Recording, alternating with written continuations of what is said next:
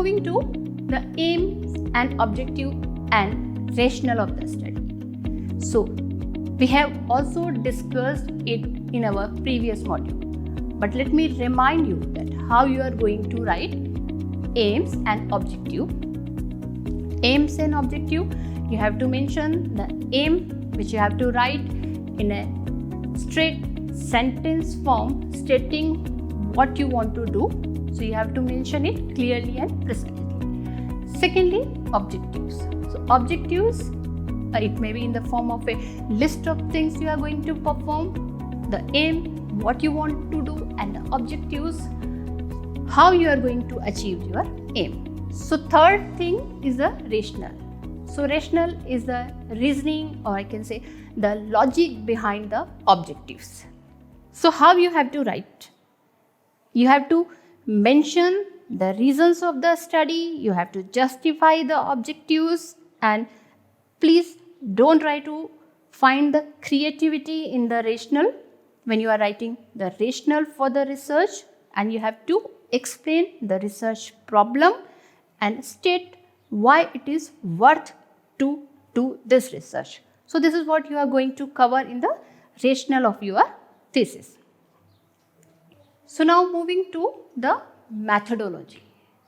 See, the methodology involves writing about the exact methods which you are going to opt either for designing, for synthesizing, for preparation, for formulation, for development.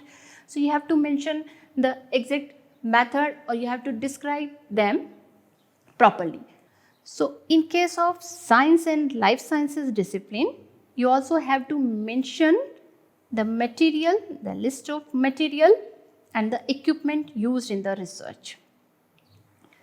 For humanities, you should state which method you use to collect data, information, cases, etc., and explain if any randomization technique or statistical methodology you are going to apply. So methodology can usually be divided into few sections depending on the area of research.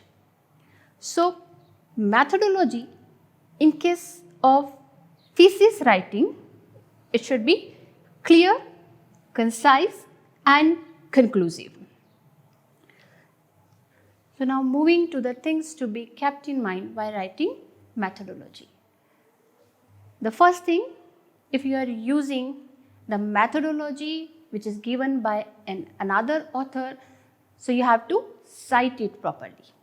And in case if you are modifying it little as per your requirement, in that case you have to mention that this is the modification of so and so author. Secondly, if you are using animals in your study, so you have to mention clearly the approved protocol for the animal study, and for approved protocol you have to also mention that your institute whether it has approval of CPCA in case of animal study. Next thing, if you are going to opt a single method, you have to describe it in detail, and in case of multiple methods you can also present them in the form of a table, and you can decide what to write first and then what to write later. The next thing, don't discuss the established technique.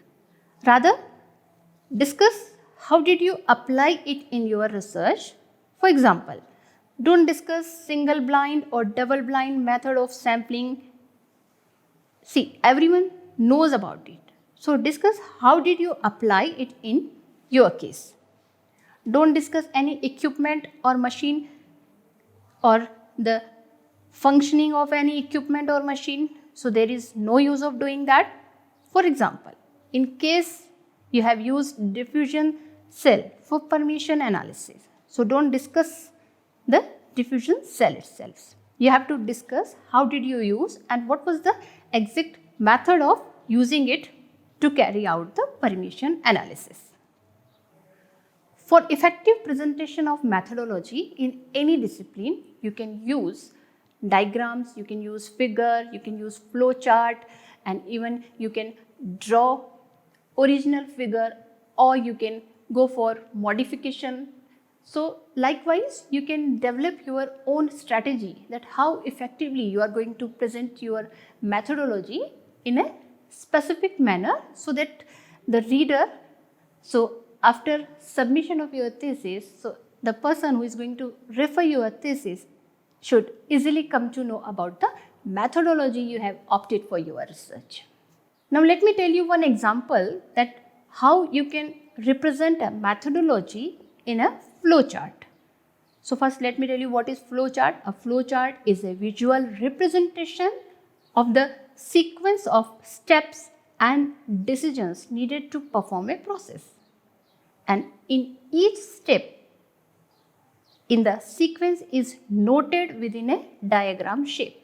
So this is about flow chart.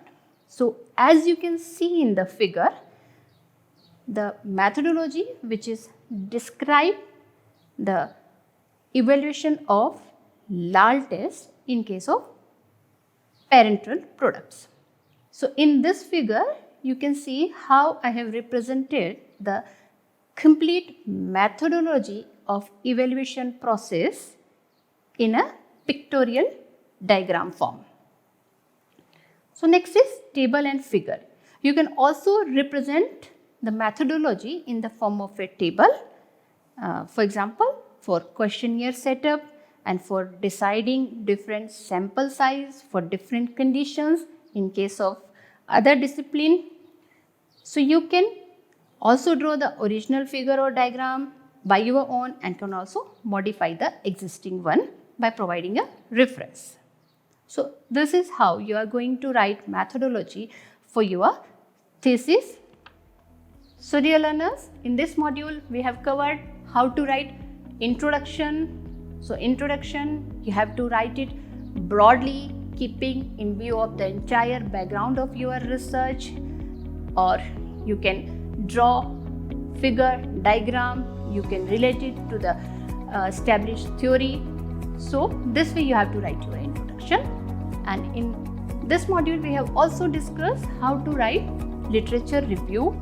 So I have discussed different ways of writing literature review in paragraph form, in a running text, and in blended form, that is in by combining both the form. And in the next step I have discussed how to write methodology, how to write materials and methods. And in this module I have also discussed how to write aims and objective and rationale. And in the coming module of thesis writing, I will be discussing how to write results and discussion, conclusion, references, and the remaining part of the thesis. So stay tuned for more lessons, and thank you.